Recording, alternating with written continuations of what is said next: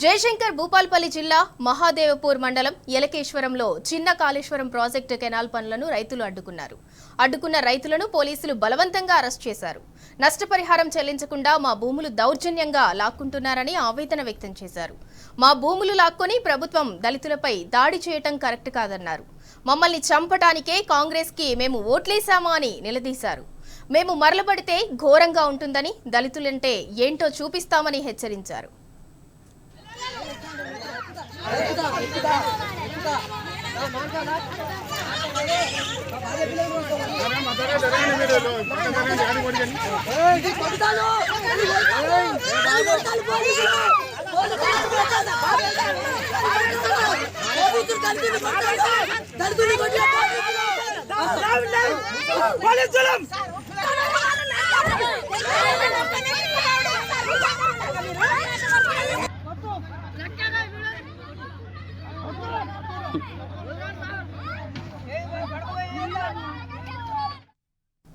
జయశంకర్ భూపాల్పల్లి జిల్లా మహాదేవపూర్ మండలం ఏలకేశ్వరంలో చిన్న కాళేశ్వరం ప్రాజెక్టు కెనాల్ పనులను రైతులు అడ్డుకున్నారు. ఇక ఇదే అంశానికి సంబంధించి మరింత సమాచారం మా ప్రతినిధి వేణు అందిస్తారు.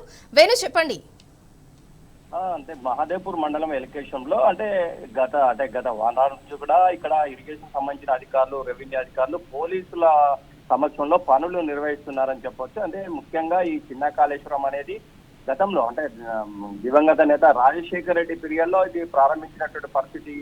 కానీ గతంలో కొద్ది రోజులు పనుల తర్వాత ఇది ఆఫ్ చేసినటువంటి పని. కానీ కాంగ్రెస్ సర్కార్ వచ్చిన తర్వాత ఈ పనులు మళ్ళా పునః ప్రారంభించిన నేపథ్యంలో ఇక్కడ ఉన్నటువంటి రైతులంతా కూడా తమ భూములకు సంబంధించి నష్టపరిహారం ఇచ్చిన తర్వాతనే పనులు ప్రారంభించాలని చెప్పి గత 2-3 రోజుల నుంచి కూడా వీళ్ళు పెద్ద ఎత్తున నిరసనలు వ్యక్తం చేస్తున్నటువంటి పరిస్థితి మనకు కనిపిస్తోంది.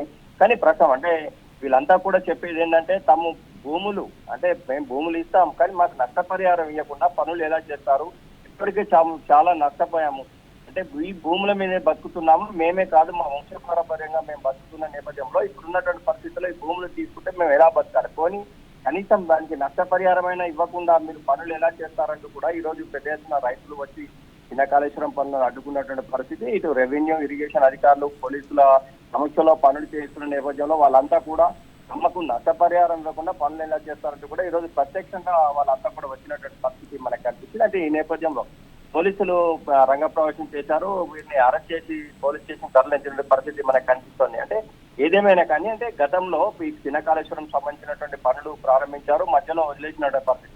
కానీ కాంగ్రెస్ గవర్నమెంట్ వచ్చిన తర్వాత మళ్ళీ పనులు ప్రారంభించడం, మరోవైపు దీనికి సంబంధించిన రైతులకు నష్టపరిహారం ఇవ్వని నేపథ్యంలో రైతులంతా కూడా పెద్ద ఎత్తున ఆందోళన వ్యక్తం చేస్తున్నటువంటి పరిస్థితి కనిపిస్తుంది.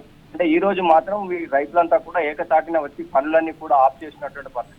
దీంతో పోలీసులను పిలిపించి వారందరినీ కూడా అరెస్ట్ చేయించారు. అంటే ఏదేమైనా కానీ రైతులు చెప్పేది ఒకటే, తమకు సంబంధించిన భూములకు నష్టపరిహారం ఇచ్చిన తర్వాతనే ప్రభుత్వం పనులు ప్రారంభించాలి, లేకుండా మాత్రం ఎట్టి పరిస్థితుల్లో ఈ పనులు జరగనిచ్చే ప్రసక్తే లేదని చెప్తున్న నేపథ్యం అయితే కనిపిస్తుంది. వేణు, నష్టపరిహారం చెల్లించకుండా పనులు ప్రారంభించడాన్ని ఎలా చూడాలి? అలాగే ప్రశ్నించినందుకు కొంతమంది రైతులను కూడా బలవంతంగా అరెస్ట్ చేశారు. వాళ్ళు ఇప్పుడు ప్రస్తుతం ఎక్కడున్నారు?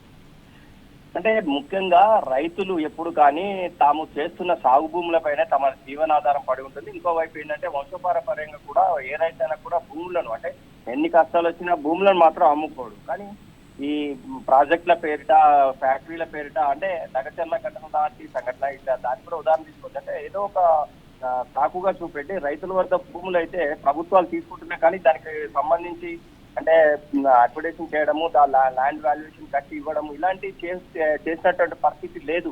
ఈ నేపథ్యంలో రైతులు తమ జీవితాలు ఆ భూమిపైన ఆధారపడి ఉన్నాయి, తమ పిల్లల జీవితాలు కూడా ఆ భూమిపైన ఆధారపడి ఉన్న నేపథ్యంలో ప్రభుత్వం నిర్బంధంగా అరెస్టు చేసి తమ భూములు లాక్కొని అక్కడ పనులు చేయడం ఎంతవరకు సమంజసం? అంటే దానివల్ల తమకు ప్రయోజనమే లేదు అని చెప్పినా కూడా తమ భూములను ప్రభుత్వం లాక్కుని చిన్న కాళేశ్వరం లాంటి ప్రాజెక్టు కంటే ఎవరి కోసం చేస్తున్నారు, మాకు దాంతో అసలు సంబంధం లేదు, ఒకవేళ మీరు చేయాలనుకుంటే మా సంబంధించిన భూములకు డబ్బులు ఇవ్వాలి, లేకుంటే మాత్రం మేము పనులు అడ్డుకుంటామని చెప్పి రైతులు చెప్పినప్పుడు ప్రస్తుతం అయితే వీళ్ళందరినీ అరెస్ట్ చేసి పోలీస్ స్టేషన్ తరలించినటువంటి పరిస్థితి ఉంది. Right, thank you Venu.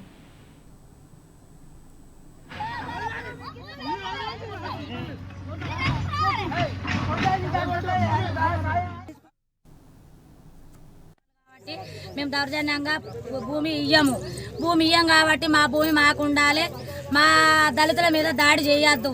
మా దళితుల మీద దాడి చేస్తే మాత్రం మేము ఊరుకునేది లేదు. మేము మరల పడితే మాత్రం ఘోరంగా ఉంటుంది. దళితులు అంటే ఏందనేది మేము కూడా చూపించుతాము.